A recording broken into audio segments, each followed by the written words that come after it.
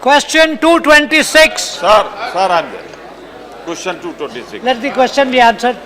Honorable Chairman, sir, the answer to the question is right on the table of the House. Supplementary, please. मैं आपके माध्यम से माननीय मंत्री जी से दो सवाल पूछना चाहता हूं।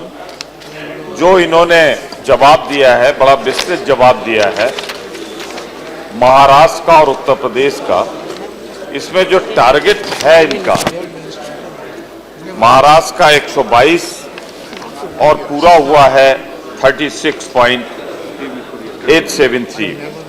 उत्तर प्रदेश में टारगेट इनका है 159, पूरा हुआ है 20.187।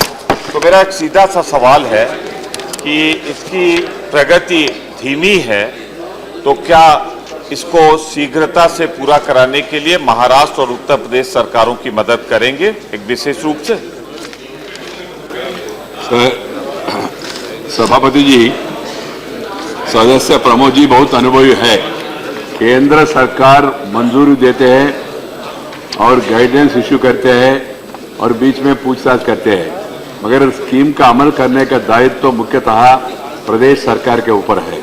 मैं केवल उनके ऊपर नहीं तोप रहा हूं, मगर सत्य यह है सिस्टम ऐसे ही काम करते। फेडरल सिस्टम में centre sanctions the programme after receiving proposal from the state government and then state governments implement the program. These two states, as you have rightly said, even going by the answer also, the progress is not satisfactory. That has been told to them already. The scheme was there only up to 2012 and they were supposed to complete it. As they could not complete, they were given time up to 2015 March. So we are persuading them, but March is this month only, sir. We have to see what is the further progress made. Second question. एक सीधा सा सवाल पूछ लेता हूं। 100 cities के लिए आपने घोषणा की है कि स्मार्ट सिटी बनेंगी और बड़ा आपने इसका प्रचार प्रसार भी किया है। मैं जानना चाहता हूं जो 100 सिटी बनाने जा रहे हैं आप स्मार्ट सिटी, इनके लिए कितना धन आपने आवंटित किया है और क्या आप समझते हैं कि जो धन आपने आवंटित किया है ये कहीं से इसको पूरा कर पाएगा? That's not your question. This doesn't flow out of it. चलिए सर, मैं पूछ ले रहा हूं। Do you wish to shed any light on it? Give it to my chairman and discuss with him, sir. Thank you. Shri Anil Desai. Thank you, sir. Chairman, sir, through you, I would like to ask the minister that the chart which has been given regarding Maharashtra, the dwelling units, initially, the approval of dwelling units was comparatively very less compared to the requirement, and the progress which has taken place, as Minister has now expressed, that it is the responsibility of the respective state also to see that the target is achieved. But I would like to know that what are the checks applied by the center on the respective states so that the target is achieved, the requirement of the people, because SDP, this is a very special program to see that the upliftment of downtrodden and they are given the accommodation. What checks are applied by the center? I would like to know. Thank you.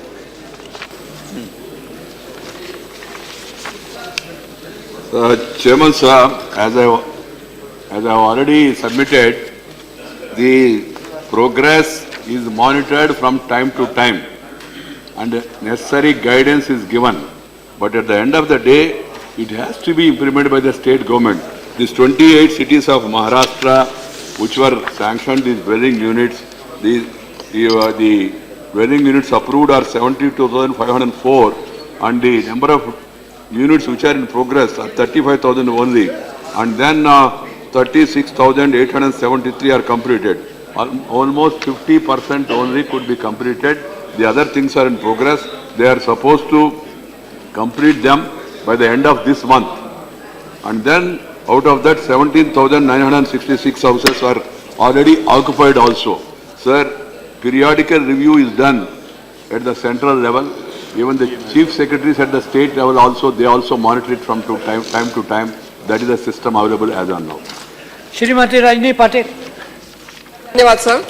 Sir, आपके माध्यम से मैं मंत्री महोदय से पूछना चाहती हूँ कि IHSDP हो या JNNURM हो, ये बहुत ही अच्छी योजना है। यूपीए सरकार ने झुग्गी झोपड़ियों में गरीब लोगों के लिए बनाई, रहने वाले गरीब लोगों के लिए बनाई थी। सर, महाराष्ट्र में खासतौर पे मुंबई में जबकि 54% जनता ये स्लम्स में रहती है, मैं यही पूछना चाहती हूँ कि स्मार्ट सिटी का सपना आप दिखाते हैं, लेकिन क्या सरकार इन योजनाओं के लिए समाप्त करने की कोई योजना बना रहे हैं क्या? ये मुझे पूछना चाहते हैं। ये आरोप है जी, कोई इसमें कोई मेरे ख्याल से कोई सवाल नहीं है। ये स्कीम का टेन्यूर पुराना सरकार ने तय किया और पुराना सरकार ने ये भी तय किया ये चलेगा 2012 तक, उसके बाद तय किया ये चलेगा 2014 तक और 31 मार्च 2014 में स्कीम अपने आप समाप्त हो गया। मगर जो ऑनगोइंग स्कीम्स है उसको प्लीज, मैं वही करना, जहां जो पेंडिंग है उनके लिए 31 मार्च 2015 तक समय दिया है। इस बीच में जो भी मदद चाहिए स्टेट्स को, वो मदद देने के लिए केंद्र तैयार है। और स्मार्ट सिटी का सपना मैं कुछ नहीं दिखा रहा हूँ जी, उसका बहुत चर्चा हो रहा है देश भर में। मैं क्या करूँ, लोग चाहते स्मार्ट सिटी बने, मगर उसके लिए भी सरकार जो भी कदम उठाना चाहिए उठा रहे। उससे साथ ही साथ ये गरीबी इलाके में रहने वाले लोगों का, नहीं तो स्लम्स में रहने वाले लोगों का, उनका मकान का उपलब्ध कराना, उनका बाकी सिविक कम्युनिटीज प्रोवाइड करना, ये काम चलते रहेगा, इसमें कोई कमी नहीं होगा। Shri Naresh Agrawal on this question. माननीय सभापति जी, मैं आपके माध्यम से माननीय मंत्री जी से जानना चाहता हूं कि मंत्री जी, आपने खुद स्वीकार किया सदन में कि योजना देश में जितने तेजी से लागू होनी चाहिए नहीं लागू हुई।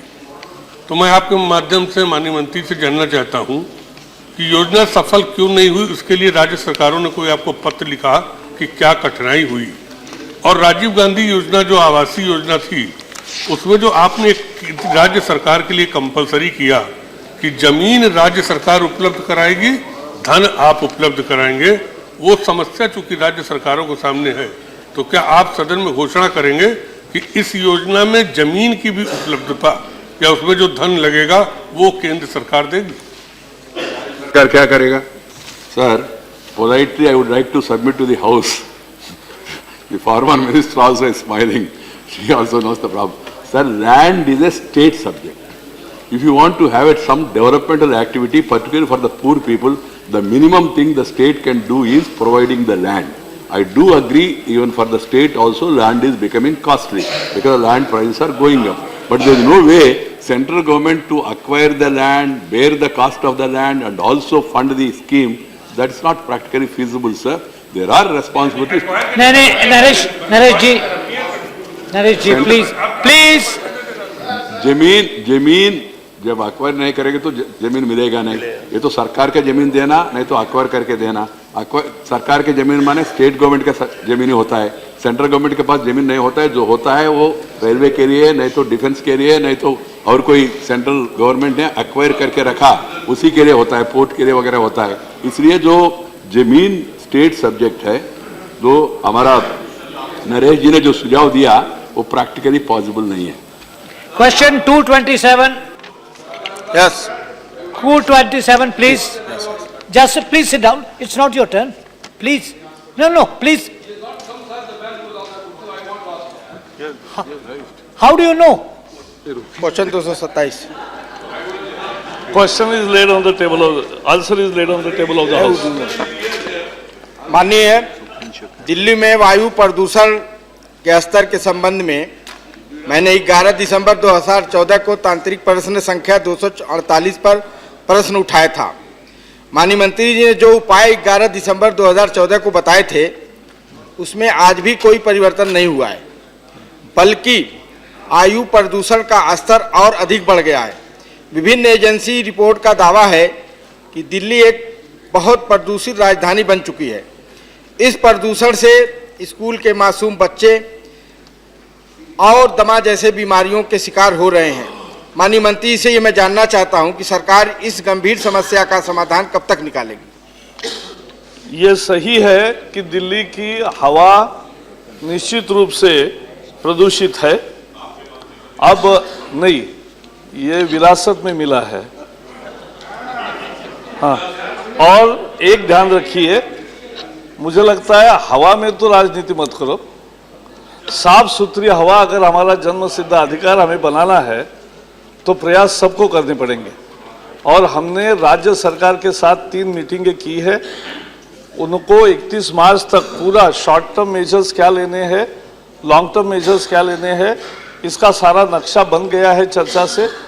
उसमें बहुत सारे कदम हैं, वो उठाने के लिए वो 31 मार्च तक हमें पूरा स्कीम देंगे और उसकी टाइमलाइन भी दे दे, ये भी हमने कहा है, क्योंकि नहीं तो हम भविष्य के लिए बोलेंगे और आज कुछ नहीं करेंगे, ये अच्छा नहीं है। 2 बातें और जोड़ना चाहता हूं, क्योंकि ये एक मौका है लोक शिक्षा का भी एक तरह से। राज्य सरकार करेगी, केंद्र सरकार करेगी अपने तरफ से। हम एक कॉम्प्रिहेंसिव एयर क्वालिटी इंडेक्स ला रहे हैं और जो 6 तारीख को लॉन्च होगा और फिर वो सभी जगह से एक 1 कलर 1 कोड 1 डिस्क्रिप्शन, इससे लोगों में ज़्यादा जागृति बनेगी, एक ज़्यादा प्रेशर आएगा जिनको काम करना है। लेकिन दिल्ली की पर्टिकुलर कुछ समस्याएं हैं, जैसे हरियाणा में, पंजाब में, राजस्थान के कुछ हिस्सों में और पश्चिमी उत्तर प्रदेश में जो स्टबल बर्निंग होता है, खेती में जो आग लगाते हैं, और वो जो बर्निंग होता है उससे भी एक बड़ा प्रदूषण है। उसका सारा एक मैं आपको भेजूंगा भी। लेकिन अप्रैल में रबी के बाद और अक्टूबर नवंबर में खरीफ के बाद इसका एक परिणाम होता है। टायर और वेस्ट जो बर्न होता है उससे भी प्रॉब्लम होता है। राजस्थान और हरियाणा से जो धूल आती है वो एक दिल्ली की विशेष समस्या है, क्योंकि नॉर्थ इंडियन लूज सॉइल है, तो वहाँ धूल का भी एक अपने यहाँ पिक्चर था धूल का फूल, लेकिन यहाँ धूल का संकट होता है, तो ये एक समझना चाहिए। कंस्ट्रक्शन की धूल बहुत है और सर दिल्ली में ही मौजूद है। मैंने हमारे विभागों की बैठक ली और मेट्रो श्रीधरन ने मेट्रो का ऐसा एक अच्छी व्यवस्था बनाई है कि वहां से इतनी धूल निकलती है लेकिन कुछ भी सड़क पर नहीं आती है। तो ऐसे बेस्ट प्रैक्टिसेस भी करने की जरूरत है और लोगों ने भी कुछ सहभागिता करनी है, उसका भी मैं उत्तर दूंगा। Thank you. तो सब तरह से प्रयास। Thank you. दूसरा प्रश्न। माननीय मंत्री जी से मैं ये जानना चाहूंगा कि केवल दिल्ली में 7.5 बिलियन लीटर डीजल मोबाइल टावरों के चलाने में लगता है, जिससे लगभग 392 टन कार्बन डाइऑक्साइड और 220 टन विशिष्ट पदार्थ उत्पन्न होते हैं। मैं मंत्री से ये जानना चाहूंगा कि इस मोबाइल टावरों से वायु प्रदूषण रोकने के लिए सरकार क्या कोई कदम उठाएगी? दिल्ली सरकार के साथ शॉर्ट टर्म तुरंत बात हुई है, उसमें इसके भी विकल्प, क्योंकि यहाँ तो बिजली मौजूद है, तो वो ज़्यादा से ज़्यादा कैसे चले इसका व्यवस्था और वो भी प्लानिंग में है। श्री सुखेंद्र शेखर राय। Sir, if we go through the question B, the honorable member asked about the survey made by Greenpeace in relation to schools of 5 metropolitan cities, whereas माननीय मंत्री जी जो जवाब दिया वो दिल्ली का 5 स्कूल का बारे में, 5 मेट्रोपॉलिटन सिटी का कुछ नहीं है, इसमें कोई जवाब नहीं। सो ये जवाब सरासर कुछ और है। प्रश्न जो किया गया था उसका जवाब ये नहीं है। तो मैं माननीय मंत्री से आग्रह करूंगा कि इसका जवाब दें कि 5 मेट्रोपॉलिटन सिटी का स्कूल का हालत ग्रीन पीस का असेसमेंट का अनुयायी क्या है। 16 महानगरों में 48 स्टेशंस जहां कंटिन्यूअस मॉनिटरिंग होता है वो बिठाए हैं और उसका रीडिंग रोज के रोज उपलब्ध है। और मैंने अभी ये तय किया है कि हम मिनिस्ट्री के वेबसाइट पर भी डालेंगे ताकि लोगों को एक लगातार जानकारी मिलती रहे कि हवा के प्रदूषण की क्या स्थिति है। और जैसे हम एयर क्वालिटी इंडेक्स लॉन्च कर रहे हैं वो केवल मेट्रो सिटीज में नहीं, राजधानियों में भी। तो इसका मतलब 66 शहरों में जहां 10 लाख से ज़्यादा आबादी और राज्यों की राजधानियां हैं, यहाँ सब जगह एयर क्वालिटी इंडेक्स कॉम्प्रिहेंसिव लोगों को दिखता रहेगा, इसकी व्यवस्था हो रही। श्री बलविंदर सिंह बंदर। सर चेयरमैन साहब, मैं आपके जरिए मिनिस्टर साहब से जानना चाहता हूँ कि जो पोल्यूशन है एयर में और वाटर में, कला एयर में नहीं सब जगह हो गया, इसके रोकने के लिए अकेला ला नहीं जरूरी, ये मैकेनिकल जो सिस्टम आ गया न्यू, उसके मुताबिक जो बीट है, पैडी है, उसको जलाया जाता है क्योंकि फास्ट जो एग्रीकल्चर का आगे सीजन आ जाता है। इसलिए मैं ये जानना चाहता हूँ क्या स्टेटों को सब्सिडी देंगे उन मशीनों पे जो किसान की जो स्टबल बर्निंग है उसको रोकने के लिए वो उससे मशीन से हल कर ले ताकि ये बर्निंग हट जाए।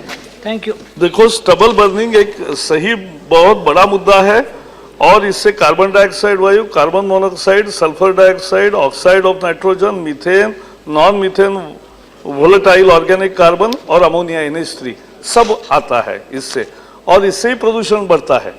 अब इसका उपयोग अनेक तरह से हो रहा है। जहां स्टबल बर्न नहीं करते वहां क्या करते हैं, वहां पेपर इंडस्ट्री में जाता है, पल्प इंडस्ट्री में जाता है, इथेनॉल प्रोडक्शन में वो यूज करते हैं, न्यूट्रिएंट वैल्यू आती है, मैन्यूअर अगर करते हैं, बायो कंपोस्ट करते हैं, फॉडर अगर यूज करते हैं तो भी, क्योंकि फॉडर पहले यूज करते ही थे, जब हाथ से कटाई होती थी सर तब तो वो पशु के खाद्य में जाता ही था। अब मशीन की हार्वेस्टिंग होने लगी तो ये नहीं कोई काट रहा है और इससे समस्या है। इसलिए इसका अवेयरनेस कैंपेन भी करेंगे और इसके अच्छे यूज कैसे हो जिससे उनको पैसा मिले काटने को, उनको लाभकारी, कटाई भी लाभकारी हो, इसके बारे में टेक्नोलॉजिकल सॉल्यूशंस और कमर्शियल सॉल्यूशंस दोनों की ये जारी है और ये प्रयास जल्दी सफल होंगे ऐसा मुझे विश्वास है। Thank you, Shri Subhamara Reddy. It's a really serious matter. Actually, Delhi is supposed to be a very good city, one of the best cities in the world.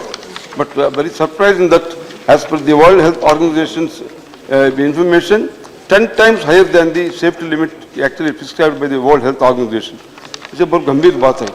So of course, Minister has given reply that 3 meetings of concerned ministries have been convened in the Ministry of Environment, Forest and Climate Change during November 2014 to 15. So I would like to ask the Minister, Honorable Minister, he is a supposed to be very dynamic and very knowledgeable personality. I have seen several meetings. So I want to know his categorical reply. What the actual measures that going to take to control this 10 times this pollution problem in New Delhi? They said Delhi government came out with some long-term, short-term measures. So what are those measures? How we are going to do it? बहुत अच्छा सवाल पूछा है। एक तो vehicular pollution है और जो डीजल के वाहनों में बहुत बड़ी मात्रा बढ़ी है, तो फ्यूल के नॉर्म्स का क्या करेंगे, यानी वो एक टाइम टेबल तय हुआ है कि कब हम यूरो 5, यूरो 6 में जाएंगे, उसका क्या करना वो मंत्रालय तय करता है। लेकिन वाहनों की एफिशिएंसी बढ़ाना, उसका ठीक मेंटेनेंस रखना, जो दिल्ली में वाहन नहीं आने चाहिए वो बाईपास होना, वो भी लॉन्ग टर्म प्लानिंग का भाग है कि जिसमें बाईपास बनेगा तो दिल्ली से बाहर जाने वाले वाहन दिल्ली में आएंगे ही नहीं। तो एक वो उपाय है। दूसरा बड़ा उपाय है कि पब्लिक पार्टिसिपेशन भी होती है। केवल हम लेन discipline, more use of public transport, switching off engine at red lights, use of cleaner fuel, walking and cycling, carpooling and combining car trips, congested road avoid करना, regular inspection अपने वाहनों का maintenance, यानी लोगों का भी सहभाग हो सकता है व्हीकल पोल्यूशन कम करने में। एक दूसरा है कि जो डस्ट का पोल्यूशन है उसको मैकेनाइज तरीके से सड़क की अगर सफाई करते हैं तो डस्ट वही कलेक्ट होती है, वो धूल आकाश में नहीं उड़ती है। जो बाहर से धूल आती है उसके पर आज उपाय कोई नहीं है, लेकिन जो स्टबल बर्निंग का मैंने कहा वो उपाय है। तो सब उपाय जब हम करेंगे तो उसका परिणाम आएगा। मैं ये 10 गुना ज्यादा है क्या प्रदूषण, इसके विवाद में मैं नहीं जाना चाहता, क्योंकि आंकड़े कहते हैं कि 3 गुना ज्यादा है, लेकिन 3 गुना ज्यादा होना भी खराबी है, उसको ठीक करना हमारा काम है और सब मिलकर हम करेंगे। मुझे विश्वास है दिल्ली सरकार भी इसमें देखेगी और बाकी सारे मेट्रो सिटीज में भी, and we as representative also have to become partner in cleaning our air. Question 228. Let the answer be given. Answer is laid on the table of the House. Sir, after returning from Lima, the Honorable Minister observed that for India, INDCs, the intended nationally determined contributions, are not merely intended and we are already started implementing some of the actions that will form the core of India's contributions. He also said the government has already begun work on achieving India's 100 gigawatt solar power project. How will such a proactive approach to climate change reconcile with the TSR Subramaniam Committee, which has not even factored in, which has not even mentioned climate change in its report, and whose sweeping recommendations run counter to the entire climate change objective? No, member has raised several issues in his question, but let me be assuring the House that TSR Subramaniam Committee was mandated to give its opinion on existing 5 laws of what changes are needed in our laws, in our rules, and in our processes, the way we work. Because at the same time, we have to achieve both objectives. Objective of sustainable development, objective of protection of environment, and at the same time, objective of providing ease of doing business. And to that end, they have given 55 recommendations. But that is not, all need not be accepted. So we are already discussing it intensively, and within next 15 days, our ministry's viewpoints will be over, and then we'll do interministerial consultation, and then we'll come out with the required changes. So everything what TSR Subramaniam Committee has said is not accepted by the government. Good suggestions will be accepted, and others will not be. Thank you. Second question. Second supplement. Sir, in fact, the entire tenor of the committee's report is against the environmental objectives. The TSR committee, I'll give an example. The forest with a canopy cover of 70% is called very dense forest. According to the Forest Survey of India report, VDF is only 2.54% of the total forest cover of the country. Forest Survey of India regards areas with 40% crown density as dense forest. And the TSR committee recommends that only forest areas with a canopy cover of 70%, over 70%, should be treated as no-go areas. It's a basic thing. This, if you accept this recommendation, it means you have extensive deforestation. So, this is only one example I am giving. Almost all recommendations are against continuing proper scientific environment laws. So, with the climate change objective, I don't know how you will be able to even accept some of the recommendations of the committee. As I told you, that not that every recommendation made by one committee is accepted, because we have already sent those to all ministers, all ministries. We have already sent these to all state governments. Many of them have reacted, have given their reactions. And on 6th and 7th, we have the National Conference of Environment and Forest Ministers, where we'll be discussing all these issues. In a way, a final shape will come out of this, which will be inaugurated by the Prime Minister. The issue here is that पहले तो ऐसा बना दिया कि देखो ये हमारे लिए सही सवाल है देश में कि we have only 2.5% of the world's land mass and we have 17% world's population, human as well as cattle. So how to do it? How to balance growth and environment protection? And to assure that, we cannot say, because deposits, iron deposit or coal deposits are in jungles. So you can't say that you won't cut any tree. But there are new technologies also. So we are emphasizing latest technologies in granting mining licenses, where they will go tunneling and will save the forest also, wherever possible.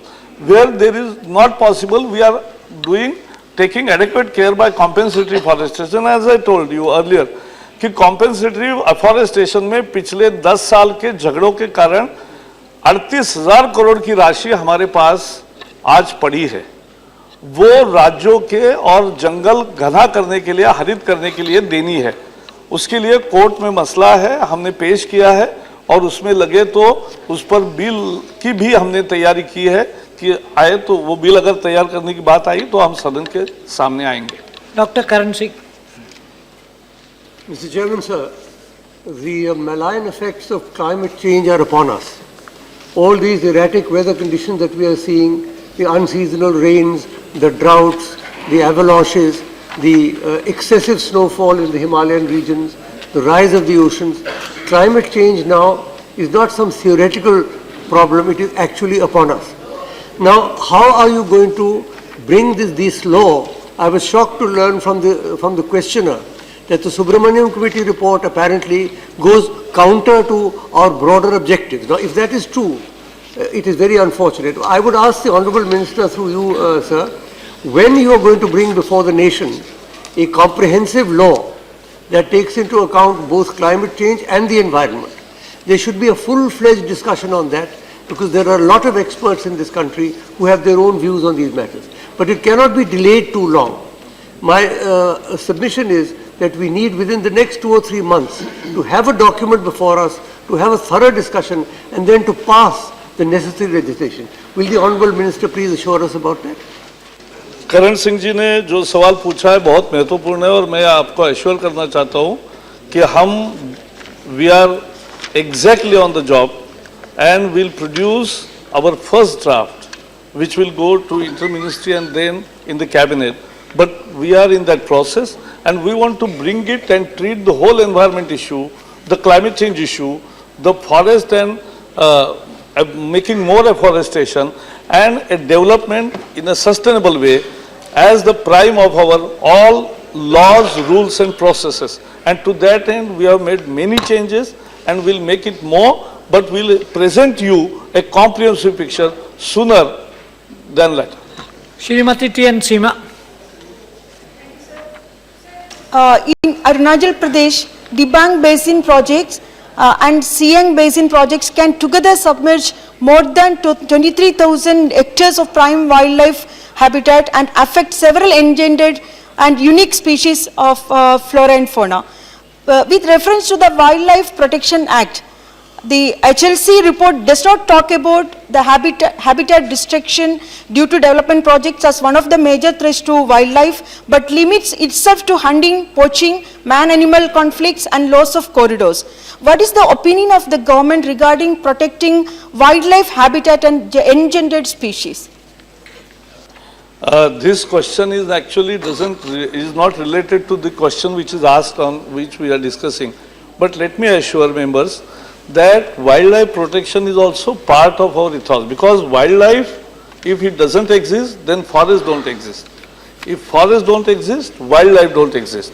And there has to be a complete synthesis to avoid animal-human conflict.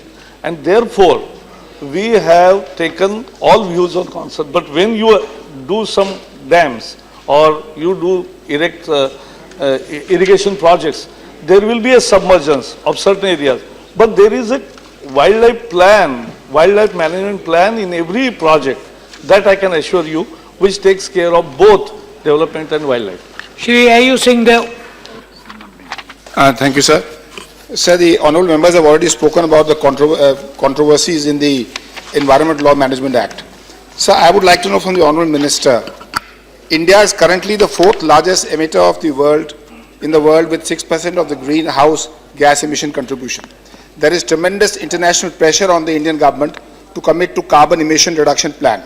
In December 2015, the United Nations Framework Convention on Climate Change is going to have a historical international meeting to push for legally binding agreement between all signatory countries for committing to largely climate change mitigation efforts. I would like to know from the honourable minister how India, being in a leadership position, is planning to mobilize the will of the developed nations to sign the Paris Agreement so that the historical emitters can be held accountable and emission reductions can be initiated in the real sense.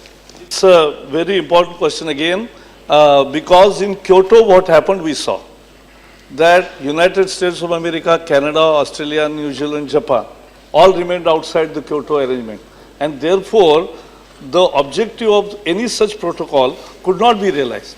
Now what we have to do? We have to ensure, and that is what we are networking all countries. Last week also I had been in Egypt. We were the only inviting. Only France as a host country and India as a friendly country in 54 African nations conference on climate change. And we are putting our views across, which are being reciprocated and people are welcoming. The issue is we are emitters, means our development will require more and more emissions, but we are doing more and more energy efficiency. We are walking the energy efficiency path. And as Prime Minister has launched 100,000 megawatts of solar power, 10,000 megawatts of biomass power, 60,000 megawatts of wind energy, and 5,000 of small hydro, all put together. We are doing this practically before 2020. We were not mandated by Kyoto Protocol to take upon anything, any burden on us. But we are doing it because it is an article of faith. And therefore, when in Obama's present, Prime Minister was asked by one journalist whether there is pressure on India, he said, and that's I think is a correct position, that there is no pressure. We don't take pressures, but there is a pressure. Pressure of future generations and pressure of climate change. Thank you. And I think that's the stand where we are, and we'll network with all the countries and put our stand and we'll definitely put our stand very effectively. Thank you. Question 229. Let the question be asked. Mr. Chairman, sir, the answer is laid on the table of the House. Yes, please ask your supplementaries. Honorable Chairman, sir, whether there is any proposal to increase the upper age limit of state services officers for induction into 3 All India services, IAS, IPS and IFS, as retirement age in central government What's has the been supplementary? increased from 58 to 60 years. Supplementary, please. Yes. Lord, as recently as on 17th March, day before yesterday, the Government of India has issued a notification increasing upper age limit from 54 to 56 for induction of state officers in All India services, IAS, etc. It has taken the decision in compliance with the directions issued by the Honorable Supreme Court in writ petition 266 of 08. Now, it does not give any relief to the petitioners on whose behalf the writ petitions were issued, were filed and directions were issued. It does not seem reasonable because petitioners are the genuinely needy officers who were aggrieved. The Minister will explain whether the interests of the petitioners on whose behalf the orders came, their interests are being looked after. Chairman, sir, I must compliment the honourable member for having asked a question which holds relevance for employees and civil officers across the country, and the reply furnished would provide information which is going to be of a great importance and significance to this class of officers. Since his question carries too many things at the same time, so in next 2 minutes I'll try to explain as best as possible, as briefly as possible. A small background is necessary to understand why this decision was arrived at. I shall like to place before you a chronology of the events that have happened. You would recall that the Indian Administrative Service was a rechristened form of the erstwhile ICS of the British Raj. In India, we had the ICS or the Indian Civil Services right up from 1858 to 1947. In 1947, it was rechristened as ICS. In 1948, we had the first batch of IAS probationers. At that time, there were no such rules and norms. The norms and rules were in the form of evolution. We had the age limit also from 18 to 23 years. In 1967, the upper age limit for induction, because all along there was also a practice of inducting state civil services officers into IAS, as the honourable member knows very well. And therefore, there were the all rules and norms were evolving. In 1967, it was felt that there should be an upper age limit fixed. It was fixed at 52. Thereafter, the IAS, IPS and the IFS retirement age increased up to 58 years, and therefore, keeping that in mind, in 1959, the induction upper limit of the age was increased to 54 years. So that 4 years was considered a time enough for these inducted officers to undergo a training befitting the IAS services and also to have sufficient time to serve the Government of India. Now, what happened that in 1998, following the 5th Pay Commission report, their retirement age was increased to 60 years. But the upper age limit of induction continued to be at 54. And therefore, this contradiction arose. we had a number of representations coming from all the stakeholders, including the officers. And I would also like to correct the honorable member, it was not a ruling of the Supreme Court. Let me give a brief chronology of that too. In 2007, to be very precise, some of the officers from Karnataka approached the CAT, the tribunal, and secured a judgment in favor of them, stating that now since the retirement age had increased, and therefore the spirit of 4 years, keeping that in mind, the upper age limit should also be increased to 56. They got a favorable judgment, but government went to the High Court, and the High Court reversed this judgment. Then they went to the Supreme Court. Supreme Court made a ruling precisely on the 7th of August 2014, when this government had come into being. And we immediately took cognizance of that. But let me correct you, Supreme Court never directed us to fix this age. Supreme Court said, this is a policy decision or a policy matter, and therefore an appropriate decision, an appropriate conclusion must be arrived at by the government. Now, in full regard of the democratic spirit, we involved all the stakeholders. We wrote to all the state governments, and I have the responses from them. This exercise continued for about 4 or 5 months. Most of the states were in favor of increasing the age limit, barring 3 or 4, Gujarat, Maharashtra, Chhattisgarh, Bihar. Sikkim did not make any comments.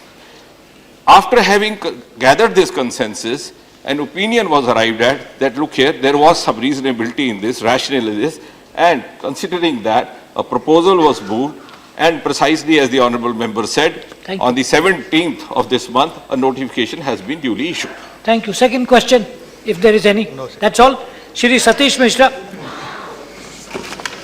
While congratulating the Honourable Minister for doing this exercise and increasing the age from 54 to 56 for these officers, I would like to raise a question while making the statement that you are aware that so far as these officers are concerned, the PCS officers, the PPS officers and the officers who are coming into this services in various states, they are, after working for 30 years or 32 years, they get the chance of coming into this and for being considered. But this is not in all the states. There is a discrimination between state to state. In UP, they get the chance almost at the age when they are already age barred. And then there's a long procedure. You are already aware of the procedure for making selection at the state level, then coming to the central level, and then finally taking a decision, bringing them into this category and taking it. By the time they come to the age which is already beyond that age, or they are left with only 2 years or 1 year or 3 years, when they themselves decide it is better to remain in the services in which they are instead of coming into the IAS. While in the other states, in 10 years, in 12 years, which is the minimum period, people from this services, they certainly go into the IAS and they get the opportunity. So, keeping into consideration the states like Uttar Pradesh, where this situation we have, and I personally know that because I have represented them in the courts also, this class of officers, but looking into the difficulties because of which they are not getting this opportunity, are you trying to find out some method or you will make some rule that this is in the entire country, the same procedure is followed, the age which is fixed on which they have to be considered, there should be some binding on the states also that they will consider them at that particular stage. If they are eligible, they may be promoted, not to wait till they become at the age of 56 years or beyond that. The question from the honourable member is well taken. Beginning from where he left, we don't wait actually for 56 years, Chairman sir. 56 years is the upper age limit, beyond which the induction process cannot be initiated by the state. Having said that, let me now clarify. There are many aspects to it. Some of them go beyond the purview of the DOPT department, go into the domain of the state government. We have a fixed ratio of 66:33 or so, barring Jammu and Kashmir. And we also have a 15% quota of the non-civil services officers from each state. We have made a notification regarding that also, which I'll tell you in a couple of seconds.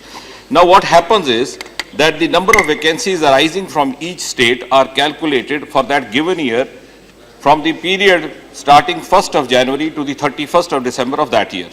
So the vacancies arising, and at the same time keeping also in mind the sanctity of that ratio of 66 central services director and direct recruits and 33 from the state. We calculate the number of vacancies, and therefore the state government also has a role to play as to how many vacancies eventually arise in a given state.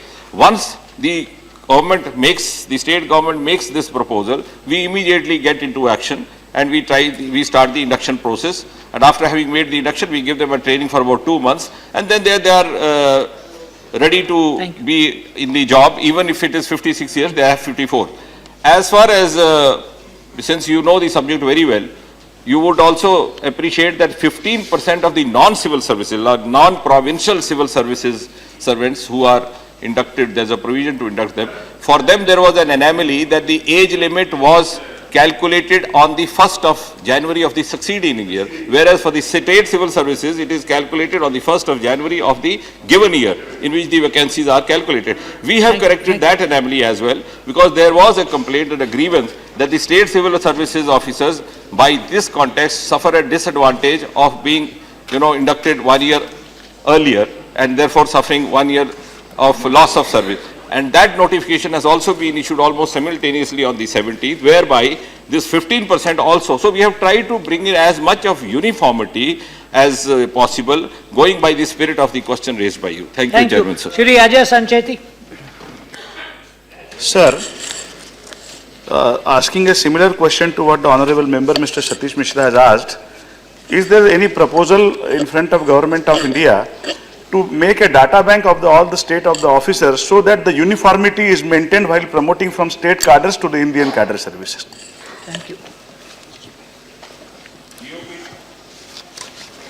Chairman, sir, DOPT certainly has a data of the IAS officers, and as I said, the number of officers inducted from each state in each given year into IAS or IPS or IFS cannot be uniform for a host of reasons which I have mentioned in my earlier answers. Thank you. Shri P.L. Punia. बहुत बहुत धन्यवाद सभापति जी। अभी सतीश मिश्रा जी ने बहुत महत्वपूर्ण सवाल पूछा था कि सिविल सर्विसेज, जो प्रोविंशियल सिविल सर्विस, पुलिस के और अदर सिविल सर्विस के लोग fag end of their service वो आईएएस और आईपीएस में आते हैं, और कोशिश ये की जानी चाहिए कि 10-12 साल की सेवा के बाद वो ऑल इंडिया सर्विस में आईएएस और आईपीएस में आ सकें। उसमें कभी कभी बाधा बताई जाती है कि डायरेक्ट रिक्रूटमेंट का परसेंटेज इतना है, उसको मांग आई है हमेशा कि उस डायरेक्ट रिक्रूटमेंट के कोटा को, परसेंटेज को कुछ कम कर दिया जाए, ताकि state civil officer, state police officer, उनको ज़्यादा अवसर मिले और 10-12 साल में उनको मौका मिल जाए ऑल इंडिया सर्विस में। क्या सरकार इसके ऊपर विचार करेगी? आदरणीय सभापति जी, जैसा कि मैंने पिछले उत्तर में आपके समक्ष रखा, कितनी संख्या में किस प्रदेश, किस राज्य से अधिकारी इंडक्ट होंगे, वो अनेकों कारणों पर निर्भर है, अनेकों फैक्टर्स पर निर्भर है। और जहाँ तक ये रेशो है 66-33 और समथिंग लाइक दैट, वो निर्धारित किया गया था सारी पहलुओं को, सारे बिंदुओं को संज्ञान में रखते हुए। अब जहाँ तक ये प्रश्न है कि जो थोड़ी देर से इंडक्शन में आते हैं या देर की अवस्था से आते हैं, उन्हें लाभ नहीं होता, वो पूरी तरह सत्य नहीं, अर्ध सत्य है, क्योंकि जो लोग आखिरी सेवानिवृत्त होने के आखिरी वर्षों में भी इंडक्शन में आते हैं, उनको बाकी के पूरे जीवन काल में पेंशन के बेनिफिट भी मिलते रहते हैं, और जो पे कमीशन मिलती हैं उसके द्वारा जो रिविजन होती हैं उसके भी बेनिफिट मिलते रहते हैं। Thank you. भाई नहीं सुनिए, Rajiv Shukla ji please.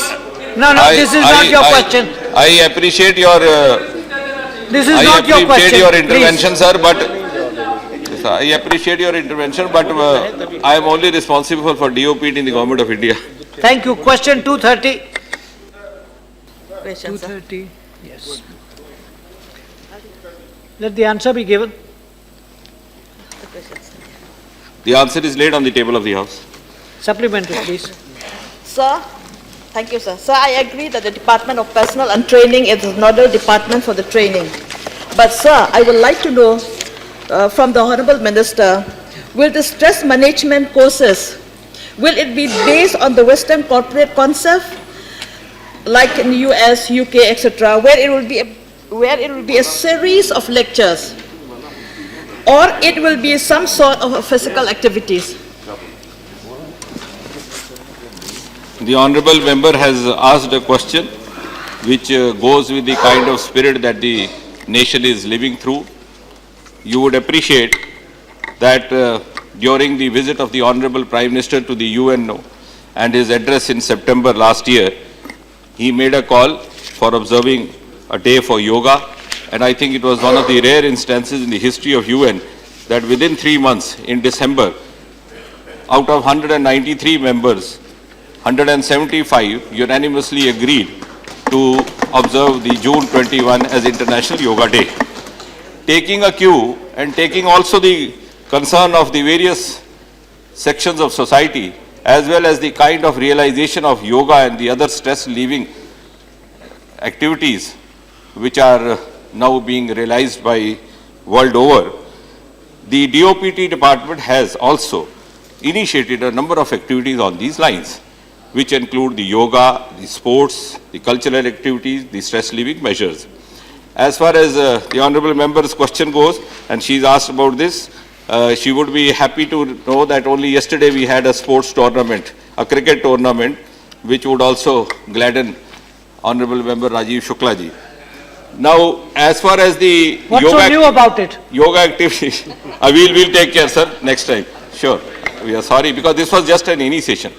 Now, as far as honorable member's question is concerned, we have just initiated it. We are in the process of evolving, learning, experimenting, and also improving upon this initiative. We would certainly try to take good cues, good practices from wherever they arise. I may also, through your medium, inform the House that on the 28th and 29th of this month, we are holding stress relieving activity or stress management program in CSOI for the civil servant officers. And in the month of April, we shall start across the country, across India, as many as 40 centers of yoga in collaboration with the well-known, credible Morarji Desai Institute for Yoga. Thank you. Shri Tapan Kumar Sen. Oh, sorry, second. I'm sorry. She has a second question. Sir, I'm sorry. so whether it will be further extended to all public sector undertaking and public sector enterprises also, sir? Chairman, sir, as I said in my answer to the earlier question, we have just initiated it. We would welcome suggestions coming from any quarter, and if we succeed in the experiment, because the spirit behind it is to make the work environment more friendly, more conducive, less stressful, considering the kind of stresses and strain that the government officials go through. And then we can also extend this experiment to the PSUs, and why only PSUs, even to the other departments. Yes, Shri Tapan Kumar Sen. Thank you, Chairman Sahab. Yeah. I welcome the initiative of the department about training the officials of various government departments. My point, my inquiry clarification is that whether you are going to consider from that same Department of Training and Personal Administration for a reorientation of the government employees, particularly in the matter of labor law enforcement, because the status of which is very bad in the country continuing since long, whether you are considering a special package, and since Ministry of Labour and Employment is also getting involved in this exercise, whether you are considering a special package for the implementation of the labor law and a reorienting the government official in that direction. The question which includes the suggestion as well as advice is well taken. In fact, since the basic question was confined to stress yoga, I did not actually exceed that brief, but certainly the process of having these reorientation courses already exists. We already have from time to time, we had one recently, we have it in Delhi, we have it in Mussoorie in the Lal Bahadur Institute. We also have a system of sending them to some of the renowned institutions within India and outside India. And considering that nowadays for any government officer and for any civil servant, the accountability level has increased, the expectation level of the public, of the civil society has increased, and also that we are now inspired by the maximum governance, minimum government call given by the Honorable Prime Minister. We certainly try to educate them not only on these, but also on the logistic aspects like e-governance, digitalization, which is very rapidly moving on a track. But since the more question... No. Yes. You would be glad to know that this question which I am answering actually was addressed to Labour Ministry. But the Labour Ministry avoided it and came to DOPT, which itself is an evidence that Labour and DOPT overlap each other. Shrimati Kanimozhi. Sir, I'd like to know whether the stress management classes proposed to be implemented factor in specific causes of stress, especially among women employees, including sexual harassment at workplace, gender pay gaps, and dual responsibility of workplace and home. Will it be also including that? Honorable Chairman, sir, certainly we would not be excluding women. So this is an all-inclusive program. And having said that, we also believe, and it's our considered belief, that wherever we involve the women colleagues in this program, the program meets with a greater success. And our belief came true when we launched Swachh Bharat program in DOPT, engaging women employees. And as a clinician, I told them, I said, if you touch this file, which has been lying here for 60 years, 30 years without being used, you are carrying home contaminated hands and feeding your children with a contaminated milk. And that worked wonders. So certainly the participation of women employees would be very welcome, and it is already on the agenda. Shri Basabraj Patil. Thank you. That's all. Certainly, that as and when they arise, we can have a separate exclusive मान्य- programs for women as well. Thank you. माननीय सभापति जी, यह जो stress होता है, कई बार उनका गलती नहीं होते हुए भी कई गलत कारणों से अधिकारियों के ऊपर, कर्मचारी, सामान्य लेबर के ऊपर होता है।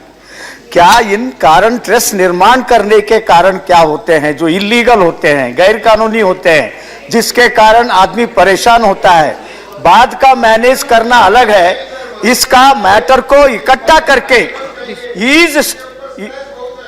इस प्रकार के स्ट्रेस को इकट्ठा करके ये न हो, इसके बारे में सरकार कोई काम लेती है?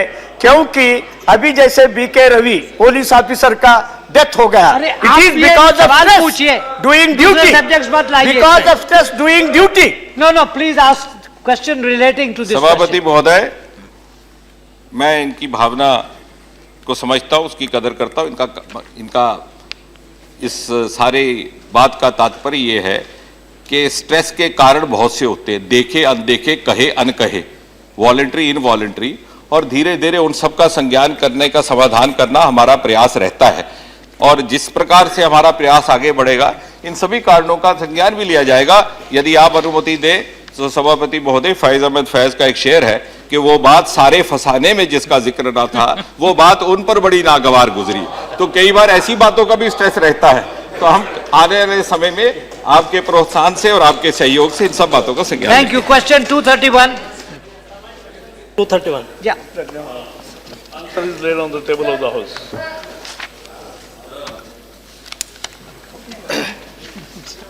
सर, क्लाइमेट चेंज, जलवायु परिवर्तन 21वीं सदी का सबसे महत्वपूर्ण विषय बन गया है और उसका दुष्परिणाम अभी हम सृष्टि पर देखने लगे हैं। और 2007 में उसकी गंभीरता देखते हुए गुजरात सरकार देश में इकलौती गवर्नमेंट थी जिन्होंने जलवायु क्लाइमेट चेंज मंत्रालय शुरू किया था। माननीय सभापति जी, मुझे जो जवाब दिया गया है उसमें बताया गया है कि 1901 से 2010 में 10 साल में वैश्विक पर्यावरण में जो बदलाव हुआ और समुद्र की सपाटी जो बढ़ी, वो 0.19 मीटर समुद्र की सपाटी में बढ़ोतरी हुई। और उनके साथ वो भी बताया गया कि जो वैश्विक सर्वे हुआ है और जो पैसिफिक समुद्र का जो सर्वे हुआ है, हिंद महासागर समुद्र का जो सर्वे हुआ है, उसमें बताया गया है कि 2070 तक हिंद महासागर की सपाटी में 0.5 मीटर की बढ़ोतरी होनी है। उसकी इफेक्ट जो समुद्र के स्तर पर, समुद्र स्तर से नजदीक जो विस्तार है, जैसे कि गुजरात में कच्छ, खंभात और वैसे क्षेत्र समय जो कम है, समुद्र की जल्दी से सवाल सपाटी पूछ से लीजिए। लेवल के है, उसके ऊपर उसकी इफेक्ट क्या होगी? एक हमें समझना चाहिए कि एक जलवायु परिवर्तन एक सच्चाई है कि जिसमें एक सी लेवल राइज होता है, लेकिन इतना भी हम डर का माहौल ना पैदा करें कि जैसे सब डूब रहा है। 2012 नाम की एक फिल्म आई थी और 2012 में डूबने वाला था, लोग कह रहे थे, ऐसा नहीं होता है। लेकिन सच्चाई ये है कि जलवायु परिवर्तन के बहुत परिणाम होते हैं और पिछले 110 साल में 8 इंच सी लेवल राइज हुआ है। यह 8 इंच देखने में कम लगता है लेकिन परिणाम बहुत भारी होते हैं। और एक बात महत्वपूर्ण है, भारत को 5400 किलोमीटर का सागर किनारा है जो केवल ईस्ट एंड वेस्ट है, और हमारे जो आइलैंड्स है 40 आइलैंड्स ऐसे है, लगभग 35 आइलैंड्स ऐसे है कि जहां मनुष्य का बस्ती है, और मानवीय बस्ती जहां है वहां का अगर समुद्र का ये सीमा देखे तो हमारी लगभग 7500 किलोमीटर से ज्यादा सीमा है। So in a way we are also an island state in that sense. तो मुद्दा यह है कि इसलिए इस पर सरकार पहले से गंभीर है। और आपने स्पेसिफिक पूछा था गुजरात के लिए, तो जैसे हमने कहा है कि गुजरात सरकार ने जो उस समय 10 साल का एक एसएपी बनाया है, उसमें agriculture, water resources, forest and biodiversity, health, urban development, renewable energy, energy efficiency, sea level rise और कोस्टल इंफ्रास्ट्रक्चर, ये सब किया है। और इसलिए CRZ का भी एक बहुत बड़ा मुद्दा है इसमें कि कोस्टल रेगुलेशन करना है हमें कोस्टल जोन का, और ठीक तरीके से हो, सस्टेनेबल डेवलपमेंट हो, लेकिन किसी संकट के समय उसका निकासी भी ठीक तरीके से हो, वहाँ ज़्यादा बस्ती न बढ़े। लेकिन दुनिया के भी सारे अनुभव देख रहे हैं हम, क्या कैसे कैसे कोस्ट डेवलपमेंट कर रहे हैं। तो इसलिए इस पर लगातार एक मिशन काम कर रहा है और इससे उपाय कर रहे हैं। Thank you. Second question sir, समुद्र सपाटी का स्तर बढ़ेगा तो स्वाभाविक रूप में समुद्र का जो वाटर है वो भूतल में आएगा और उनकी इफेक्ट भी खेती पे भी होगी और भी होगी। तो वो समुद्र का स्तर, क्षार जमीन पे भूतल में ना आ जाए, उनके लिए क्षार नियंत्रण के लिए वॉल भी बनानी होगी। और सर वो वॉल बनाने के लिए और वैसी कुछ व्यवस्था भारत सरकार की ओर से की गई। और दूसरा सर, जो प्रश्न पूछ लीजिए। और दूसरा सर, सी लेवल बढ़ेगा तो समुद्र तटस्थ पर इंडस्ट्रीज भी लगी है, समुद्र तट पर नगर भी बसे हुए हैं, वो भी डूब क्षेत्र बनेगा। तो उनके लिए अभी से कोई नीति बनाई जाए जैसे कि भविष्य में वो समस्या आए तब हमें मुश्किल न हो। जैसा मैंने कहा, इसीलिए कोस्टल रेगुलेटरी जोन मैनेजमेंट की कल्पना आई। और जब कोस्टल जोन हम रेगुलेट करते हैं, मैनेज करते हैं, तो वो इस भविष्य में आने वाले संकट को भी निपटने की तैयारी से ही होता है। एंड इसी दृष्टि से बहुत सारे उपाय सभी राज्यों के साथ मिलकर कर रहे हैं जो कोस्टल स्टेट्स है। एंड हम एक कोस्टल इनिशिएटिव भी ले रहे हैं कि जिसमें इन समस्याओं पर ज्यादा ध्यान केंद्रित करेंगे। श्रीमती विप्लव ठाकुर। अध्यक्ष जी, टाइम बहुत थोड़ा, लेकिन मैं इतना पूछना चाहती हूँ कि हम लोग समुद्र के क्लाइमेट चेंज में तो देख रहे हैं कि वो उसका स्तर बढ़ रहा है, लेकिन जैसे हिमालय के ग्लेशियर्स हैं और वो पिघल रहे हैं क्लाइमेट चेंज के, और लेक्स बन रही हैं, उनके लिए क्या कर रहे हैं? ग्लेशियर के बारे में, just a minute, relax. Glacier के बारे में ऐसी पहले भी IPCC 4 रिपोर्ट में आया था और बाद में पता चला कि वो गलत था, जिस शोध निबंध पर वो निर्भर था। लेकिन ये भी सच्चाई है कि स्थान बदलते हैं और ग्लेशियर्स में कुल मिला के दुनिया का एक संकट है, इसीलिए तो सी लेवल राइज हो रहा है। और इसलिए जलवायु परिवर्तन का सामना मोर सस्टेनेबल प्रैक्टिसेस से ही होता है। और मुझे पूरा विश्वास है, क्योंकि एक हिस्टोरिकल एमिशन हुआ है जो हवा में कार्बन डाइऑक्साइड वायु 100 साल से भी ज्यादा रहता है, तो वो परिणाम पहले का है। लेकिन I believe in 1 minute please, I am telling Dr. you, Mangaikar, please. we believe in human intent and human intellect, and new technologies are coming up which provide you a cleaner energy path which provide you a cleaner habitation, which provide you more cleaner. Question way of hour being. over. Short notice question. Shri Mandavia. Please ask the question. Yes, sir. My short notice question. Let the answer be given. Sir, मैं माननीय मंत्री जी से वो जानना चाहता हूँ कि क्या सरकार, केंद्र सरकार को यह जानकारी के जो कारपोरेट क्षेत्र है और मशीन, ब्लैक स्मिथ और गोल्ड स्मिथ आदि जैसे जो हमारे सामान्य लोग हैं, गांव में काम करते हैं और बहुत ऐसे लोग हैं जिसके पास स्किल पावर नहीं है, तो वैसे लोगों को आप स्किल पावर देके स्थानिक स्तर पर वैसे लोगों का एम्पावर करके हम उसकी रोजी रोटी बढ़ाने के लिए हमने क्या योजना बनाई, सरकार ने क्या योजना बनाई? Thank you. अध्यक्ष सभापति महोदय, इन्होंने एक विशेष क्षेत्र के बारे में चर्चा किया है जिसमें उन्होंने कहा है कि ग्रामीण क्षेत्र में काम करने वाले विभिन्न समुदाय के लोगों को किस प्रकार से प्रशिक्षण दिया है। महोदय, इसी संदर्भ में देश के प्रधानमंत्री ने यह तय किया कि इस मंत्रालय का गठन किया जाए और इस मंत्रालय के गठन के पश्चात ये पहले पिछले इस मंत्रालय का गठन अभी से लेकर लगभग 9 नवंबर को किया गया, उसके पश्चात तय किया गया और कई क्षेत्रों में ये पता लगाया गया है कि आखिर किन किन क्षेत्रों में किन किन रोजगारों की आवश्यकता है और कितनी बड़ी संख्या में। जिस क्षेत्र के बारे में कह रहे हैं इसके अंग अलग अलग हैं और प्रशिक्षण का, जैसे मैं आज कृषि के क्षेत्र में जो कौशल विकास का कार्य किया जाना है लगभग 24 मिलियन लोग, ऑटो और ऑटो कंपोनेंट में लगभग 3.9 करोड़ लोग हैं। इसी प्रकार से हेल्थ केयर में 3.8।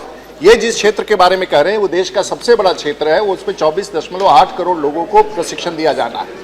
लेकिन एक ये भी है कि ग्रामीण क्षेत्र में जिस संदर्भ में आप चर्चा कर रहे हैं वहाँ के लोग दूसरे क्षेत्रों में और शहरों की तरफ प्रवास कर रहे हैं, तो उनके प्रशिक्षण का बिंदु अलग हो जाता है। लेकिन ग्रामीण क्षेत्र में जो हमारे सेक्टर स्किल काउंसिल हैं, एग्रीकल्चर सेक्टर स्किल काउंसिल, इस काम को जो एग्रीकल्चर के डोमेन क्षेत्र से बाहर है उस काम को पूरा करने का प्रयास कर रहे हैं। Thank you.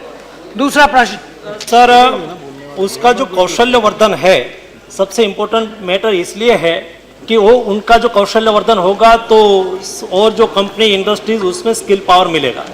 तो क्या भारत सरकार ऐसा कर सकती है या करने के लिए तैयार है कि जो इंडस्ट्रीज है, हम ITI चलाए गांव में, तहसील प्लेस में, और ITI ऐसे स्किल पावर का काम तो करती ही है और करे, लेकिन जो इंडस्ट्रीज है जब वो इंडस्ट्रीज लगाए तब तक उनके साथ MOU किया जाए कि उनको अपनी इंडस्ट्रीज में, वो जो क्षेत्र में इंडस्ट्रीज लगी है वो क्षेत्र में रहने वाले युवाओं को स्किल पावर देने की कार्यवाही उनको ही करनी है और उनके यहाँ उसको जॉब देके, इंटेंसिव देके वो वहाँ स्किल डेवलपमेंट करेंगे। वो मेरा प्रश्न है। दो चर्चाएं की, एक तो ITIs के बारे में किया जो वर्षों से हमारे यहाँ। Answer one question. One part of the question. One part of the question that ITIs do exist and they have been playing a certain role, but there is a review in how they have been creating training and employment. The second aspect which he mentioned, sir, that whether the local industries, क्या सामान्य रूप से जिस क्षेत्र में जो उद्योग है क्या उनकी पार्टनरशिप हो सकती है और क्या वो पार्टनरशिप में वैसे लोगों को प्रशिक्षण दे। जो हमारी संस्था है नेशनल स्किल डेवलपमेंट कॉर्पोरेशन इस काम को कर रही है और जो विभिन्न सेक्टर स्किल काउंसिल्स हैं, इस देश में लगभग 33 सेक्टर स्किल काउंसिल हैं जो विभिन्न क्षेत्रों में इंडस्ट्री से संपर्क स्थापित करके, इंडस्ट्री के माध्यम से सिलेबस क्रिएट करके और जो रिक्वायरमेंट है, उदाहरण के तौर पर मैं बताना चाहूँगा, सामान्य रूप से सदन समझता है कि एक वेल्डर है, लेकिन एक वेल्डर का स्वरूप 3 हो सकता है। एक वेल्डर सामान्य रूप से हो सकता है जो असेंबली लाइन में जो गाड़ी निर्माण का काम करते हैं उसमें काम कर रहा है, उसका वेल्डिंग का कैपेसिटी अलग है। जो गैस पाइपलाइन पर वेल्डिंग का काम करते हैं उसका टॉर्च अलग है, उसका वेल्डिंग का तरीका अलग है। और जो रिग्स में जाते हैं, ऑयल रिग्स में जाते हैं, उसको गोताखोर भी होना होगा और रिग्स के भीतर। तो ये तमाम मानक तैयार किए जा रहे हैं सेक्टर स्किल काउंसिल्स में और विभिन्न इलाकों में। अगर किसी इंडस्ट्री के साथ हो तो ये इंडस्ट्री ड्रिवन सिलेबस तैयार किया जाता है जिसको हम लोग क्वालिफिकेशन पैक करते हैं और पूरे देश में ये तय हुआ है और सरकार ने तय किया है कि सब कुछ देश के भीतर जो भी प्रशिक्षण होना है, चाहे शिक्षा के क्षेत्र में होना हो या शिक्षा के क्षेत्र के बाहर में इंडस्ट्री में होना है, जो national skills qualification framework Bharat सरकार ने बनाया है, सभी विभागों को इससे अलाइन करना है और उसी के तहत इंडस्ट्री बॉडीज को भी जो प्रशिक्षण का काम सेक्टर स्किल काउंसिल से किया जाएगा, उसके माध्यम से इंडस्ट्री बॉडी से पार्टनरशिप करके सिर्फ प्रशिक्षण ही नहीं हो, उनका रोजगार भी वहां मिल सके, ये प्रयास किया जा रहा है। Thank you. House is adjourned till 2 p.m.